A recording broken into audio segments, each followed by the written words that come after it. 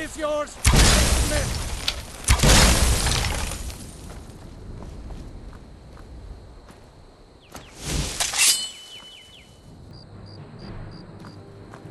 What do you think you're doing?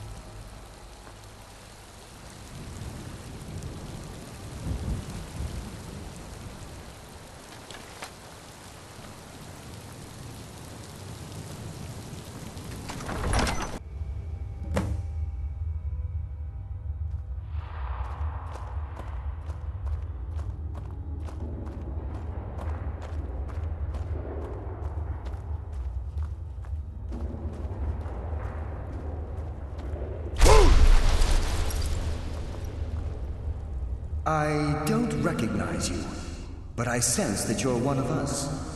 Who are you? The last of the Nightingale Sentinels, I'm afraid. I've defended the Sepulchre alone for what seems like an eternity. We were betrayed by one of our own kind. In fact, I'm to blame for what's happened here. I was blinded by dark treachery masquerading as friendship. Perhaps if I had been more vigilant, then Mercer Frey wouldn't have lured me to my fate and stolen the skeleton key. I haven't heard that name in a long time. How do you know of me? The key! You have the skeleton key! I never thought I'd see it again. And Mercer Frey? Then it's over, and my death wasn't in vain. I owe you a great deal, Nightingale.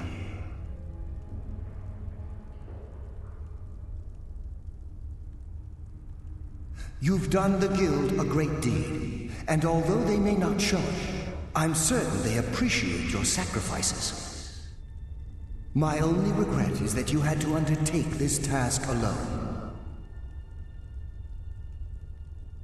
Carlia? She's still alive? I feared she'd befallen the same fate, ending up a victim of Mercer's betrayal. Nothing would bring me more pride than to return the key. But I'm afraid it's impossible. From the moment I arrived here, I felt myself, well, dying. The sepulchre isn't merely a temple or a vault to house the key. Within these walls is the Ebonmere, a conduit to Nocturnal's realm of Everglow. When Mercer stole the key, that conduit closed, severely limiting our ties to her. I'm afraid so. I'm weakening, and I can feel myself slipping away. The years without restoration of my power have taken their toll. Whatever damage has been caused can only be corrected by following the pilgrim's path to the Ebonmere and replacing the key.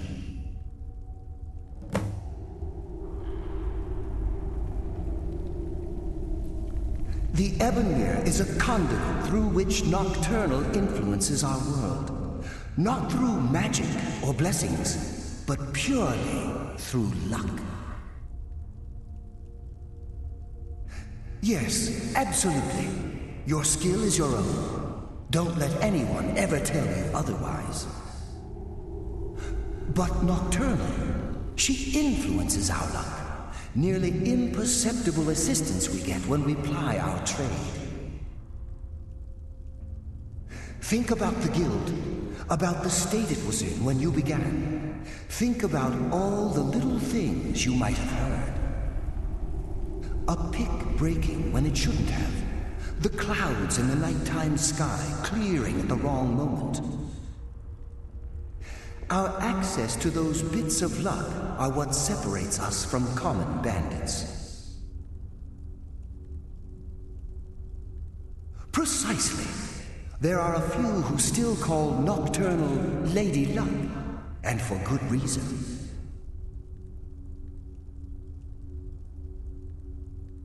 With the Ebonmere closed, and their sudden severance from the realm of Everglow, I fear they've undergone a drastic change. They're shadows of their former selves. They no longer remember their true purpose or their original identities. My spirit didn't manifest itself in the sepulchre immediately, so fortunately I wasn't present when the Ebonmere was sealed.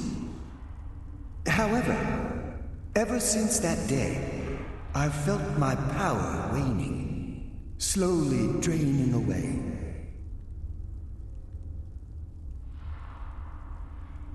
Whatever is affecting the Nightingale Sentinels is starting to affect me too. As I get closer to the Ebonmere, I begin to feel myself slipping away. Even right this moment, I feel strange, when I don't think I should be feeling anything at all. I wish I could help you, but I've been a prisoner in this very chamber for the last quarter century. The only possible help I've come across are the remains of some poor fellow who is trying to follow in your footsteps. Perhaps his journal can help?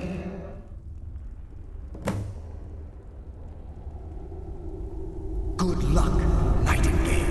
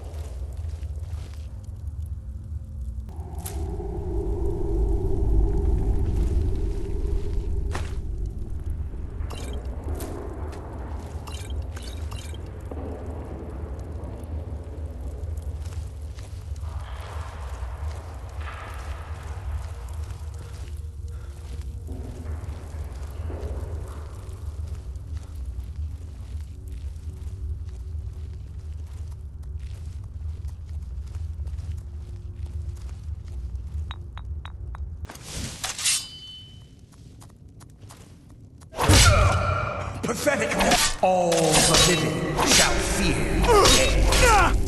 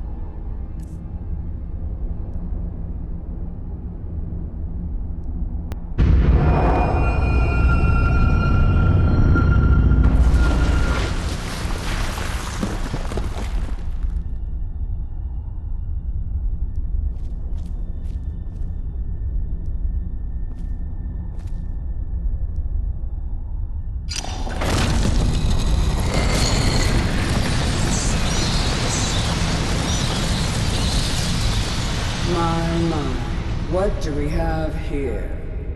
It's been a number of years since I've set foot on your world. Or perhaps it's been moments. One tends to lose track. So, once again, the key has been stolen, and a champion returns it to the sepulchre. Now that the Ebonmere has been restored, you stand before me awaiting your accolades. A pat on your head, a kiss on your cheek. What you fail to realize is your actions were expected and represent nothing more than the fulfillment of your agreement.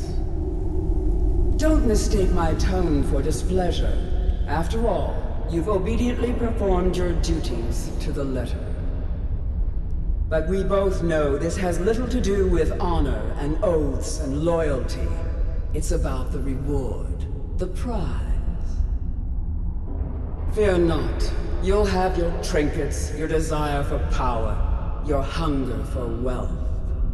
I bid you to drink deeply from the Ebonmere mortal, for this is where the agent of Nocturnal is born.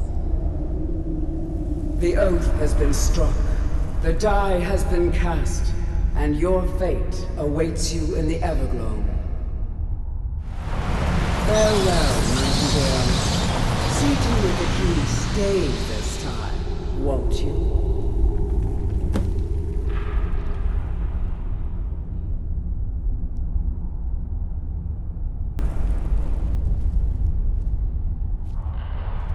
I'm glad you were able to bring the key back safely. Nocturnal seemed quite pleased with your efforts. I wouldn't take that to heart. It's her way. Think of her as a scolding mother continually pushing you harder to be successful, outwardly sounding angry, but silently content. I assure you, had she been displeased with you, we wouldn't be having this conversation. The circles at the base of the Ebonmere imbue you with powers befitting a Nightingale agent. The crescent moon represents the agent of shadow, the half moon for the agent of subterfuge, and the full moon for the agent of strife. This is Nocturnal's way of maintaining balance. If you ever feel the need to change your abilities, you can return to the sepulchre and step onto a different circle. Be warned that once you've chosen, you can't reselect for at least a day. Now, your life as a Nightingale begins. Should the need arise, you'll be summoned to the sepulchre in order to defend it. The Guild has welcomed me back with open arms. I feel like a void in my life has finally been filled. I only hope that this isn't an ending to things, but actually the beginning. Why, perhaps the greatest crime spree Skyrim's ever known. There are pockets brimming with coin and coffers overflowing with riches ripe for the picking. We may be Nightingales, but in our hearts we're still thieves, and we're damn good at what we do.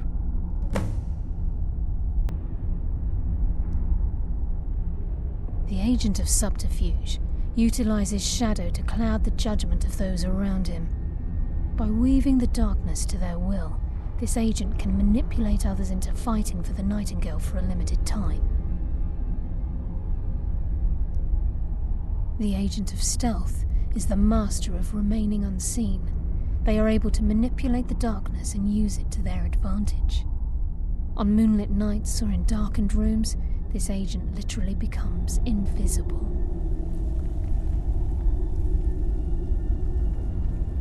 This agent of strife can send forth a tendril of pure darkness into the heart of another, causing great injury to them. At the same time, this tether will bolster the agent's own life force, making him stronger. Choose your path, and your journey will be complete.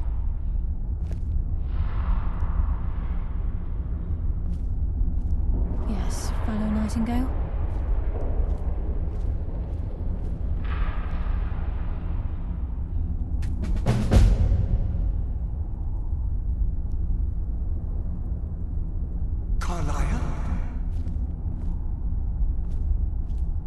Gallus! I feared I would never see you again. I was afraid you'd become like the others. If it were not for the actions of this nightingale, your fears would have come true. He honors us all. What will you do now, my love? Nocturnal calls me to the Everglow. My contract has been fulfilled. Will I ever see you again? When your debt to Nocturnal has been paid, we'll embrace once again. Farewell, Gallus. Eyes open. Walk with the shadows. Goodbye, Carlyle.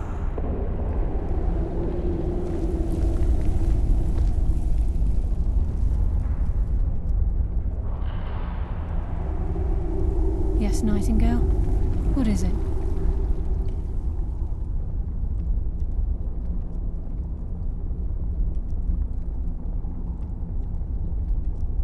Gallus's oath has been paid. His actions have satisfied the terms. Now his spirit becomes one with the Everglow, the realm of perpetual twilight and the cradle of shadow. No, not gone. He's become one with the shadows. This is the greatest honor a Nightingale can possibly achieve. In death, he's become a part of that which we used to live. Absolutely. When we say, walk with the shadows, we are asking those Nightingales who have passed on to protect us. It's believed that they are literally what guides our uncanny luck, by placing their hands in ours. That's why the Ebonmere needed to be reopened. Without it, there's no way Nocturnal was able to allow them through. I've decided to make my home at Nightingale Hall. Since it's your home as well, I hope to see you and Brynjolf there. Of course, I may visit some of Skyrim's cities to acquire things from time to time. Can't afford to get rusty now, can we? If this place is in danger ever again, the shadows will call. Should the need arise, a portal connects the Sepulchre and Nightingale Hall. Use it whenever you wish. Farewell. Eyes open, and walk with the shadows.